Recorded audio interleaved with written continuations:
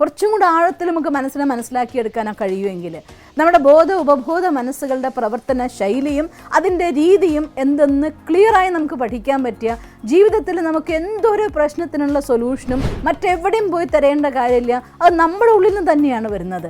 ഒരു ഉത്തമ ഉദാഹരണം നിങ്ങൾക്ക് പറഞ്ഞുതരാം. നമ്മുടെ ലൈഫിൽ ഒരു പ്രോബ്ലം ഉണ്ടായിക്കഴിഞ്ഞാൽ ആ പ്രോബ്ലം വരുമ്പോൾ മനുഷ്യന്മാർ സങ്കടപ്പെടുന്നു, നിരാശയാവുന്നു. ഞാൻ ആ സിറ്റുവേഷനിലായതുകൊണ്ട് അങ്ങനെ പ്രവർത്തിച്ചു പോയി എന്നൊക്കെ ഉത്തരം പറയുന്നു.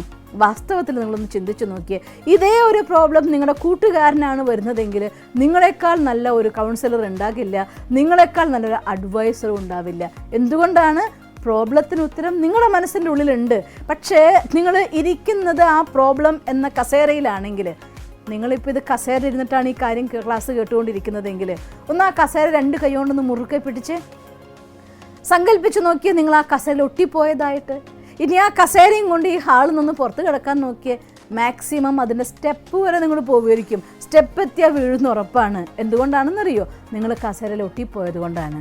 ജീവിതത്തിലെ സാഹചര്യങ്ങളാകുന്ന കസേരയിൽ നമ്മൾ ഒട്ടിപ്പോകുന്ന സമയത്ത് നമുക്ക് സൊല്യൂഷൻ കണ്ടെത്താൻ പറ്റില്ല. ചേഞ്ച് എന്ന സ്റ്റെപ്പ് വരുന്നിടത്ത് വീണു പോവുകയുള്ളൂ. അതേസമയം ജീവിതത്തിൽ നിന്ന് ആ കസേരയിൽ നിന്ന് എഴുന്നേറ്റ് നിങ്ങൾക്ക് നോക്കാൻ പഠിച്ചാൽ നിങ്ങൾക്ക് അതിനുള്ള ഉത്തരം നമ്മുടെ ഉള്ളിൽ തന്നെ ഉണ്ടായിരിക്കും. അതായത് ഓരോരുത്തരുടെ മനസ്സിനും അതിനുള്ള വ്യക്തമായിരിക്കുന്ന സൊല്യൂഷൻ ഉണ്ട്. പക്ഷേ നിങ്ങൾ ആ ഒരു സിറ്റുവേഷൻ എന്ന കസേരയിൽ നിന്ന് എഴുന്നേറ്റ് നിന്ന് നോക്കാൻ പഠിക്കണമെന്ന് മാത്രം.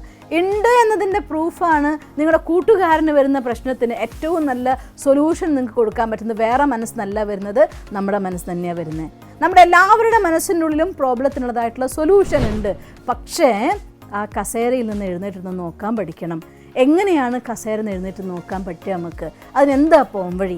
നമ്മൾ കാണും തുടർച്ചയായിട്ടുള്ള യാത്രയിൽ.